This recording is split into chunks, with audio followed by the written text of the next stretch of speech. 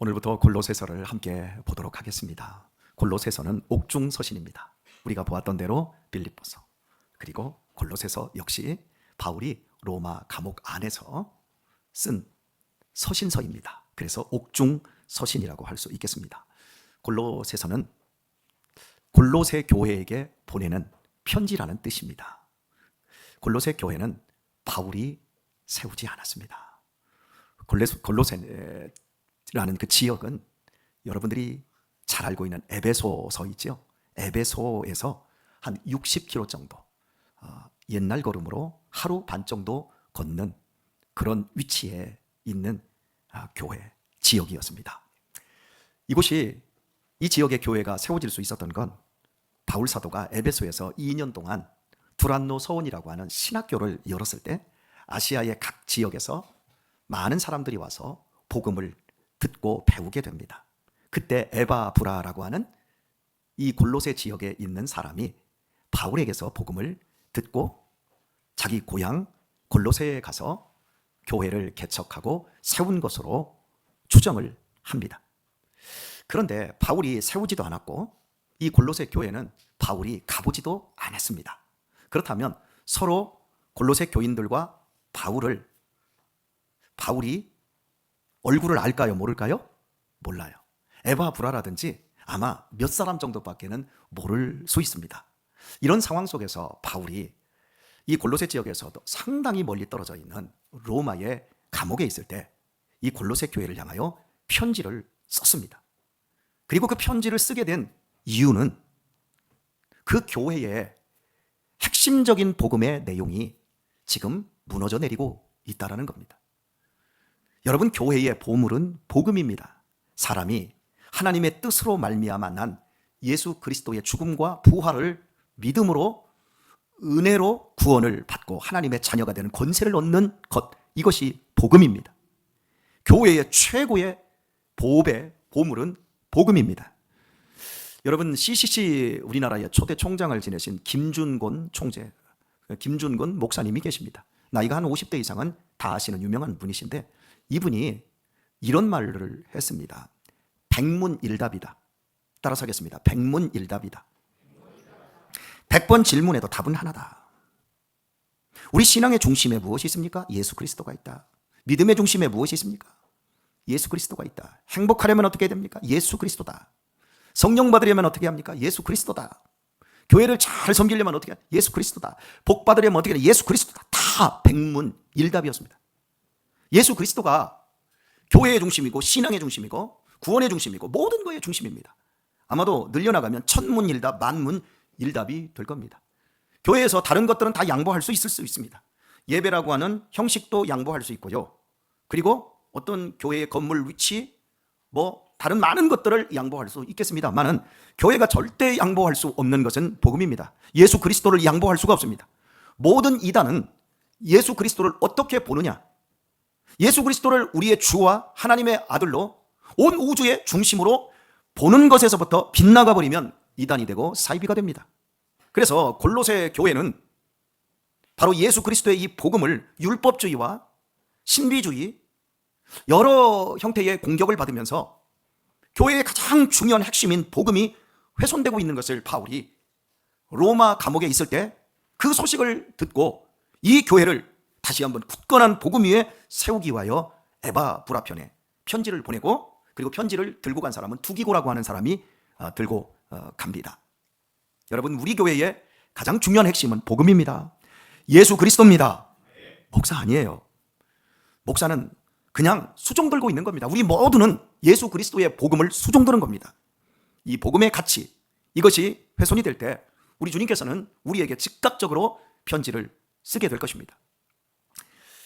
자, 이런 골로새서의 전체적인 배경을 저희가 살펴보았습니다. 우리가 신앙생활하면서 참 교회가 즐겁습니까? 세상이 즐겁습니까?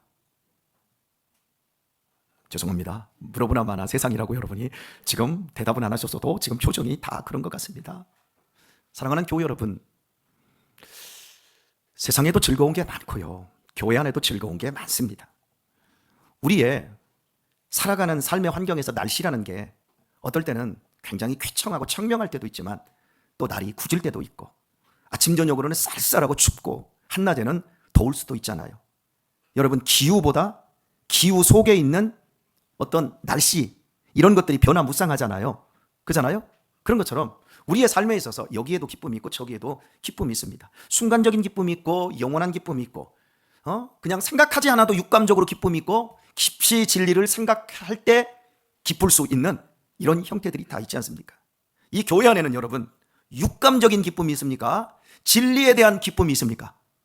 하나님의 말씀을 생각하지 않으면, 내가 누구인지를 돌아보지 않으면 깊이 있고 지속적인 기쁨은 놓치기가 십상인 것이 교회입니다. 교회도 일시적인 기쁨이 있습니다. 예수 그리스도의 복음에 그 깨우친 바 그 감격이 없이도 드럼을 잘 치는 사람은 드럼을 치다가 기타를 잘 치는 사람은 기타 연주를 통해서, 그리고 여기서 싱어를 하는 사람들은 자기 노래를 부르다가 노래에 취해서 기쁨에 충만한 일시적인 것들을 느낄 수도 있을 겁니다. 그러나 어떤 사람은 이 자리에 앉아 있다가 하나님의 말씀을 듣고 그 말씀이 나에게 어마어마한 울림이 되어지고, 내가 사랑받는 하나님의 자녀구나. 너는 하나님의 자녀. 나는 만세전부터 하나님이 예비하시고 나를 보호하시고 하나님 나를 이끄시는 복된 존재구나. 나는 세상에서 가장 큰 복을 받은 사람이구나. 이런 것들을 깨달아서 엉엉 울고, 내가 구원받았군요. 나는 이제는 그 어떤 것도 나를 하나님의 사랑에서 끊을 수가 없군요. 나는 가장 종교적이고 철학적인 이 죽음의 문제가 나는 이미 극복된 하나님의 구원받은 자녀 되었군요. 감격해서 그 기쁨을 어떻게 주체 못해서 사람이 감정이 지극해지면 눈물을 한 번 쏟게 배웁니다. 여러분, 슬플 때만 눈물을 흘리는 게 아니에요. 아플 때만 눈물을 흘리는 게 아니에요. 그 기쁨을 주체하지 못할 때는 그 감정의 지극함 속에서 사람이 눈물을 펑펑 흘리게 되어집니다. 저는 가끔씩 참 우리 김 장로님이나 엄 장로님이 잘 우세요. 참 말씀을 듣다가 우리 김 장로님은 이렇게 잘 웃고 엄 장로님은 눈물을 툭 떨어뜨리는 이 모습을 봐요. 참 제가 여기 있으면 내가 저분들을 왜 이렇게 슬프게 했을까? 이게 아니라 기쁨을 나는 분들이구나. 감격을 나는 분들이구나. 이런 것들을 제가 이제 느낍니다. 그러면 저도 기뻐집니다. 남의 슬픔이 나의 기쁨이 되는 건 좀 그렇지만 내가 기쁘기 때문에. 여러분, 우리가 근본적으로 이 금요일이라는 이 시간을 우리가 가만히 들여다보면 우리 지금 동탄으로 퇴근을 해야 되고, 또 우리 저쪽 고덕 끝쪽으로, 또 합정동 끝쪽으로 퇴근을 해야 되고, 대부도에서 여기까지 와서 집에 가서 빨리 발 씻고 샤워하고 좀 쉬면 얼마나 좋겠습니까? 육신적으로는 그것이 훨씬 즐겁고 기쁜 일 아니겠어요? 그럼에도 불구하고 여기에 역으로 거슬러서 이 자리에 오신 여러분들이야말로 정말 기쁨을 아는 사람이라고 저는 믿습니다. 출퇴근길이 4시간 한 반 정도 이렇게 되어지는 우리 현아가 이번 주 하는데 얼마나 힘들었겠어요? 그런데 얼마나 지금 집으로 가고 싶겠어요? 그런데 이 자리에 나와서 예배하고 있는 이런 모습들, 우리가 받은 이 영혼의 이 기쁨, 이 감격, 이것이 여러분 일시적인 것이 아니라 영원한 그리스도 예수님으로부터 오는 기쁨임을 확인할 수 있게 되기를 축복합니다. 저는 교회 와서 세상에 나가서는 그렇게 싱글싱글 막 살아있어요. 막 그렇게 행복해하고 그렇게 밝고 그렇게 즐거운데, 이 교회만 오면 꼭 지옥에서 출장 나온 사람들, 꼭 부부싸움 쳐부시고 교회에 오신 그런 표정을 짓고 있고, 꼭 내가 오늘 밖에서 10만 원짜리 하나를 어디다가 잃어버리고 너무 속상한 표정으로 이 자리에 와가지고 시비만 걸어봐, 막 이런 사람들이 이 교회에 있어요. 옆 사람하고 인사하세요. 노지. 여러분, 저는 그런 사람들을 보면 너무 안타까워요. 왜냐하면 그분들은 예수 그리스도를 제대로 모르기 때문에 그래요. 예수님을 제대로 알면 여러분 그렇게 할 수가 없어요. 여러분, 우리가 봉사도 하지 않습니까? 밥도 하고 교사도 하고 여러 가지 교회를 위해서 봉사를 합니다. 이 봉사를 하는데 의무감으로만 하는 분들, 대체적으로 우리 교회는 그런 분들이 안 계신다고 저는 생각이 되어져요. 그런데 다른 교회는 막 의무감, 내가 꼭 해야 돼, 막 억지로, 나밖에 없잖아요. 이런 막 결기를 가지고 하시는 분들, 잘못하면 조금만 일건데 나 건드리지 마, 나 한번 터뜨리면 알지? 막 이런 표정들을 이렇게 짓는 그런 분들을 보면 이렇게 얘기해주고 싶어요. 하지 마요. 기쁨이 채워지기까지 하지 마세요. 저는 이렇게 얘기해주고 싶지만 그렇게 얘기하면 할 사람이 또 없잖아요. 그거 얘기도 못해요. 그러면서 뒤로 하나님 은혜 베풀어 주세요. 하나님, 저 사람이 예수님을 바로 알게 해주세요. 저 사람의 영혼을 사로잡아 주시고 저 사람에게 성령 충만함 주셔서 세상에서 일시적인 기쁨, 세상에 있는 그 기쁨들이 영원하지 않음을 알고 예수 그리스도로 말미암아 부름받은 자리에서 부름받은 사명 감당하는 것이 얼마나 큰 복인지 큰 기쁨인지 깨달을 수 있도록 역사하여 주옵소서. 이렇게 제가 기도할 뿐입니다. 자, 예수 그리스도를 바르게 아는 것이 우리 신앙의 기쁨이고 행복이고 축복의 열쇠인 줄 믿습니다. 이런 주제를 가지고 이제 바울이 골로새 교회에 일면식도 없는 사람들에게 복음의 핵심, 교회의 가장 큰 보배를 이제 지키라고 편지한 겁니다. 1절을 보면 하나님의 뜻으로 말미암아 그리스도 예수의 사도된 바울과 말합니다. 하나님의 뜻으로 말미암아서 바울이 그리스도 예수님의 사도가 되었다. 자, 여기 한번 보도록 하겠습니다. 바울이 15편, 16편 이런 이상의 서신서를 각 교회들마다 또 개인들마다 목회서신으로도 이렇게 보냈습니다. 보내는데 앞서두에 예수 그리스도의 종 바울은 자기를 제일 먼저 종이다, 예수 그리스도의 종이다, 이런 표현법을 앞에다 인사로 올린 형태가 있고요. 오늘 본문처럼 그리스도 예수의 사도된, 이렇게 사도된 것을 먼저 강조하는 이런 인사법이 있어요. 여러분이 한번 바울 서신을 한번 찾아보시면 알아요. 근데 이게요, 왜 이런 식으로 어디에서는 예수 그리스도의 종 된 나 바울은 이렇게 표기를 하고 어디에서는 종을 빼고 예수 그리스도의 사도된 나 바울은 이렇게 이야기를 하는가? 이게 중요해요. 여러분, 관계예요. 관계가 좋으면 나는 종입니다, 바울이 이렇게 써요. 그런데 관계가 안 좋고 저 교회가 내가 사도의 권위를 가지고 저 교회의 잘못된 걸 지적하고 잘못된 것을 바로잡아야 되겠다. 저 교회는 간음이 많고 우상숭배가 많고 저 교회는 지금 심각하더라. 그래서 내가 하나님의 사도됨으로 그들을 바르게 교훈하고 가르쳐야 되겠다 라고 했을 때는 사도를 씁니다. 그런 대표적인 교회가 어디일까요? 가장 시끄러웠던 교회, 고린도 교회. 고린도 교회는 엄하게 사도임을 이야기를 합니다. 그런데 이렇게 오늘 이 본문에서 사도된 바울 이렇게 자기를 소개를 하고 있으면 지금 이 교회에 바울이 가르칠 것이 있다 없다? 있다. 칭찬과 격려보다는 제대로 좀 바로잡아줘야 되겠다라는 의미를 지금 담고 있는 겁니다. 자, 사도된 바울과 형제 디모데는 여러분, 바울의 제자가 누구죠? 바울이 길러내고 바울이 함께 데리고 다니면서 훈련시켜서 목회자를 만들어낸 사람이 누구죠? 디모데입니다. 여러분 잘 알잖아요. 그죠? 그런데 바울이 디모데를 향해서 형제 디모데는 이렇게 말하고 있어요.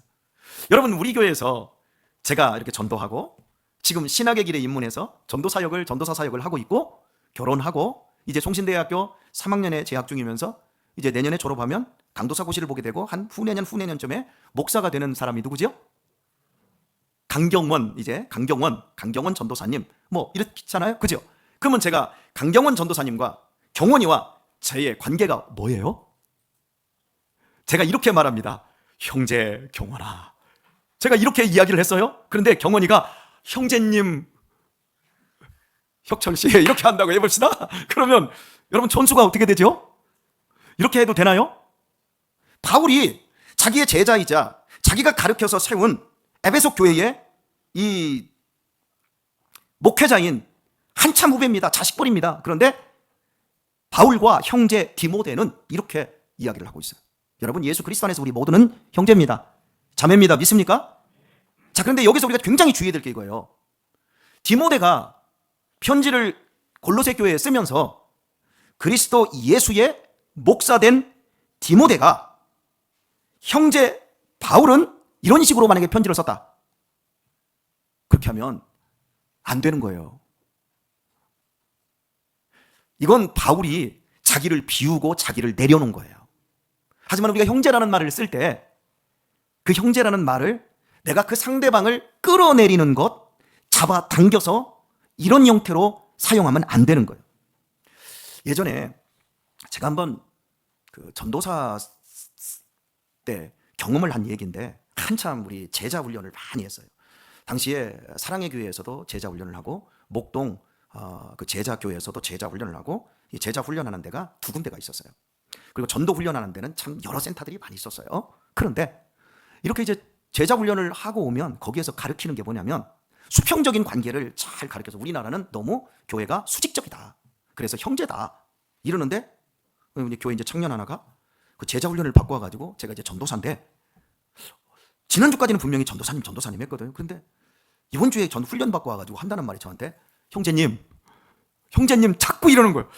이게 그런데 되게 거슬리더라고요. 원래부터 보세요. 형제 교회가 있어요. 목사도 없고 그냥 이렇게 형제 교회 단처럼 형제 교회 형식으로 하는 직분도 없고 이런 데가 있어요. 그런 데서야 연세 드신 분한테 형제님, 이렇게 형제님 이거 괜찮아. 그리고 제가 이제 우리 성도님들을 바라보면서 제가 아이고 형제님 이렇게 할 수 있어요.